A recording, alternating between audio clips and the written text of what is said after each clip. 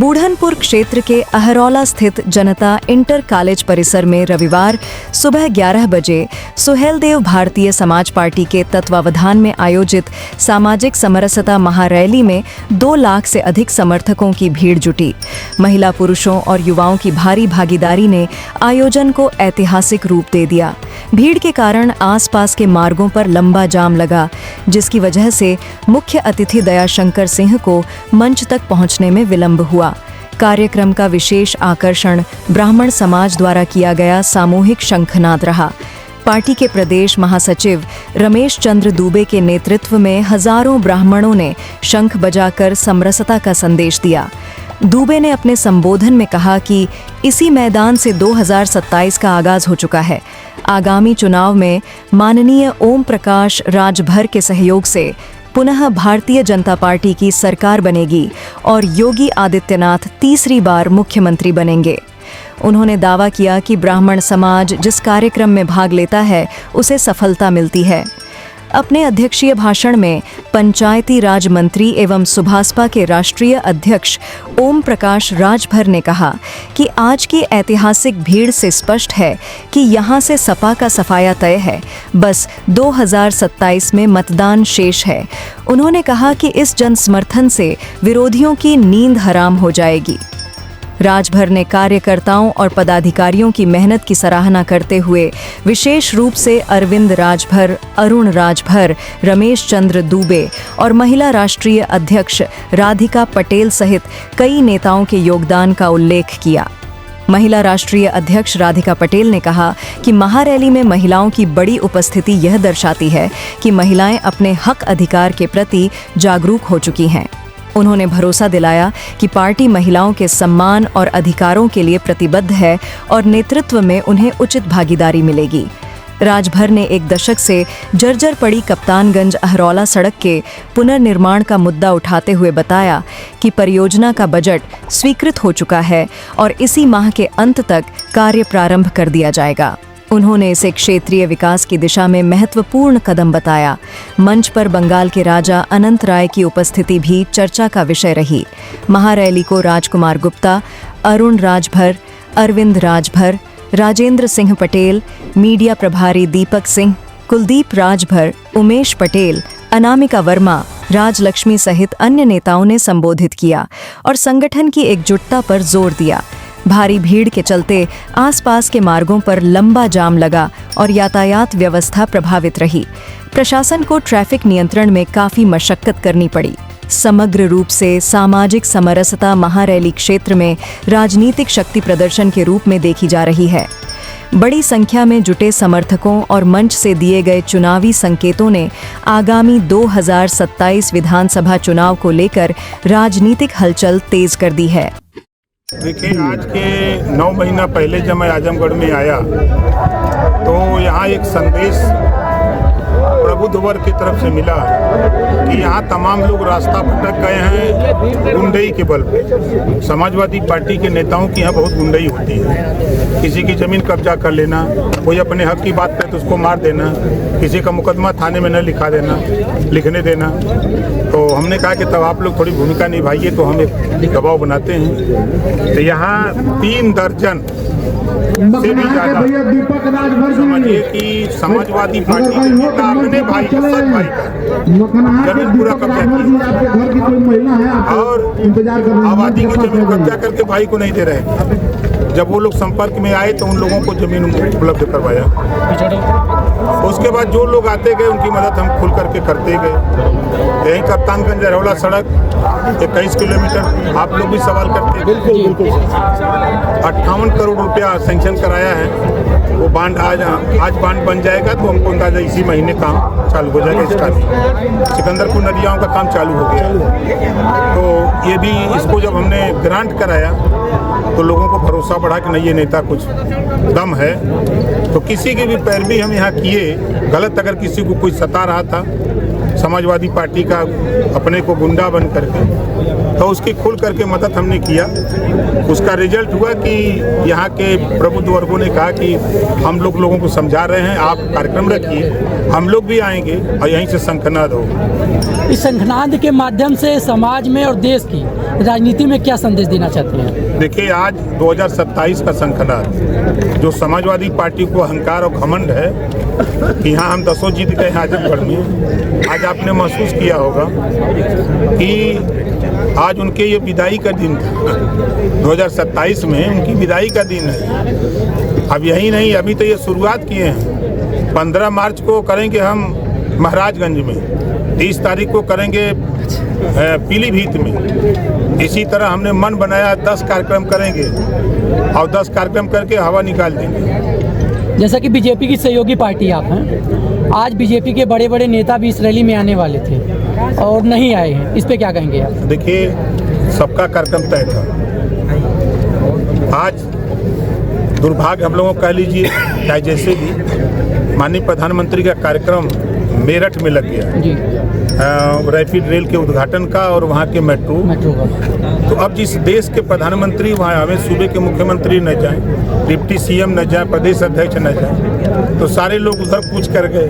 अब कार्यक्रम की तैयारी हम लोगों ने लगभग इस मैदान की सफाई उफाई कर चुके थे। यहाँ प्रचार प्रसार हो चुका था कि हम लोग यहाँ 22 को कार्यक्रम करेंगे। तो करीब कार्यक्रम की हम लोग 60% तैयारी कर चुके थे। तब प्रधानमंत्री का कार्यक्रम आया, तो इसके बाद तो ये हुआ क्या किया जाए। फिर हम लोग लगे बातचीत करने किया जाए, जो आएगा। अभी देखिए, हमारे परिवहन मंत्री आ रहे हैं, अभी वो ये 203 से उतर चुके हैं।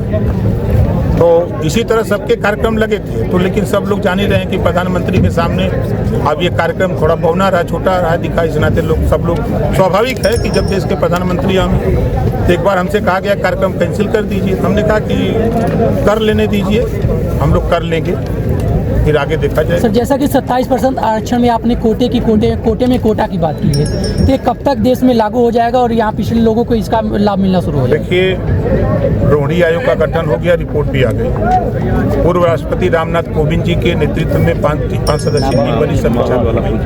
अब वो किसी भी दिन लागू हो सकती है। जैसे जातिवाद जनगणना को लोग कहते थे कि मोदी जी नहीं करेंगे, मैं बार बार कहता था कि एक दिन नहीं होगा, लेकिन एक दिन जरूर होगा, और हो गया। आप पंचायती राज मंत्री हैं, पंचायत चुनाव की तैयारी पूरी तरह से जो प्रत्याशी कर चुके हैं, लेकिन वो की स्थिति बनी, चुनाव होगा कि नहीं, इसमें क्या कहना चाहते हैं? मत पत्र छप करके जिले में चला गया है और ये मतदाता सूची का प्रकाशन 15 अप्रैल को होने जा रहा है। चुनाव समय पे ही होता है। अब भ्रम की स्थिति इस नाते कि SIR को लेके, बोर्ड की परीक्षा और जातिवार जनगणना को लेके लोग भ्रम में हैं चुनाव समय पर। सर, एक सवाल आखिरी रहेगा UGC को लेकर। UGC लागू करके सरकार ने कहीं ना कहीं गृह युद्ध छेड़ दिया है, इस पे क्या कहेंगे आप? देखिए, एक चीज़ मैं भी अध्ययन किया हूँ। जैसे आपने 27% रिजर्वेशन की बात की ना जी, उस समय भी देश में गृह युद्ध छिड़ा था ना जी, लेकिन लोगों को भरोसा सुप्रीम कोर्ट पर रहा। सुप्रीम कोर्ट गए और सुप्रीम कोर्ट ने 27% रिजर्वेशन 1993 में लागू कर दिया, सुप्रीम कोर्ट के निर्देश पर। तो मैं शुरू से करा था कि अगर इसमें UGC में कोई गलती है, केंद्रीय गृह मंत्री ने भी कहा कि अगर कोई त्रुटि है तो हम टीम बना देते हैं, 15 दिन में समीक्षा करके हम संशोधन कर देंगे जो रिपोर्ट आएगी। तो हमने कहा कि अगर सरकार पर भरोसा नहीं है तो सुप्रीम कोर्ट का दरवाजा खटखटाइए। सुप्रीम कोर्ट लोग गए और 19 मार्च तक का स्टे मिल गया। तो निश्चित है कि देखिए, किसी को कहीं न्याय न मिले, लेकिन सुप्रीम कोर्ट से न्याय मिलता है। समाजवादी पार्टी कह रही कि आजमगढ़ सपा का गढ़ माना जाता है, लेकिन आज जिस तरीके से रैली में भीड़ देखने को मिली, तो क्या लग रहा है कि 27 में कुछ बदलेगा माहौल आजमगढ़ का? अभी तो ये झांकी है, पूरा खेल बाकी है। अभी ये एक इलाके में हम हैं, आजमगढ़ के एक छोर पर है।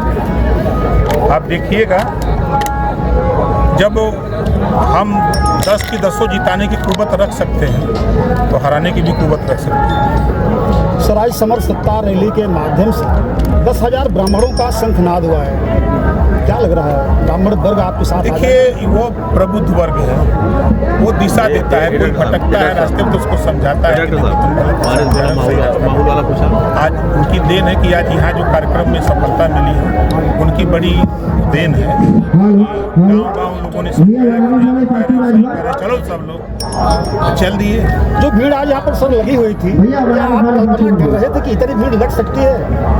देखिए, ये क्या देख रहे हैं, अगर मैं बिहार के सीवान, आरा, छपरा, भभुआ, कैमूर, बक्सर, पश्चिमी चंपारण, पूर्वी चंपारण, बेतिया, नवादा, नालंदा, कटिहार, पूर्णिया, अररिया भी जाएं, हम ऐलान कर दें कि वहाँ आना है तो वहाँ भी 20,000 25,000 की भीड़ जुट जाती है। अच्छा, एक चीज़ सर, एक मिनट, अभी एक कार्यक्रम रौला में खास 8 किलोमीटर उधर बीजेपी का 9 किलोमीटर जाए 8 किलोमीटर के मैदान बीजेपी द्वारा आयोजित कार्यक्रम था, तो यह कार्यक्रम नहीं, सुन लीजिए उत्तर, दो पाटन के बीच में साबित बचा न समाजवादी पार्टी पिस रही है दोनों के बीच में।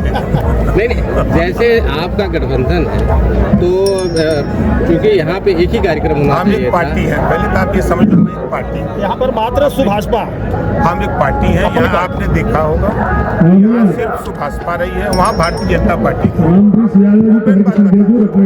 हम अपनी पार्टी कार्यक्रम करते हैं। सर अंतिम सवाल सर आपसे, सर आप अपने भाषण के माध्यम से आप बोले हैं कि समाजवादी पार्टी अगर अपने को बहुत मजबूत समझती है, 4 लाख हल्के में नहीं है, इसका क्या संदेश है सर? प्रत्यक्षम किम प्रमाणम, और विस्तार से सर। आपने देखा ना, मैं खुद जाम में फंस गया, अपनी ही रैली में मैं खुद जाम में फंस गया। मैं 1 बजे आ जाता, लेकिन मुझे 1.5 घंटा लग गया, खाली रैली में जाम में फंस गया। एक चीज़ बताना चाहिए सर कि जो भीड़ थी आजमगढ़ जिले की थी कि और आपने क्या महसूस किया? आजमगढ़ सहित कई जिलों के ये सगड़ी, मुबारक, मेहनगर, लालगंज, दीदारगंज, अभी नेताओं से बता, नाम हम बता दें कहाँ से कितनी बसें आई है। और अतरौलिया, अकेले अतरौलिया से कम हमको अंदाजा 15-16 हज़ार लोग।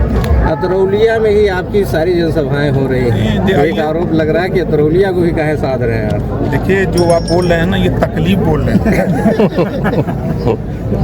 ये वो मकसद नहीं है। मकसद देखिए, हम जहाँ अतरौलिया रहते हैं, अतरौलिया से हम 1 घंटे में गोरखपुर पहुँच जाते हैं, 2 घंटे में महाराजगंज, कुशीनगर, हम 1 घंटे में बस्ती और संत कबीरनगर, और 1.5 घंटे में देवरिया पहुँच जाते हैं। हम 2.5 घंटे में हम लखनऊ पहुँच जाते हैं, हम 2 घंटे में बनारस चले जाते हैं, और 2 ही घंटे में हम पूर्वांचल के किसी जिले में जाना होता तो हम चले जाते हैं। तो अपनी सुविधा के लिए अतरौलिया। अब आपको क्या समझ में आया?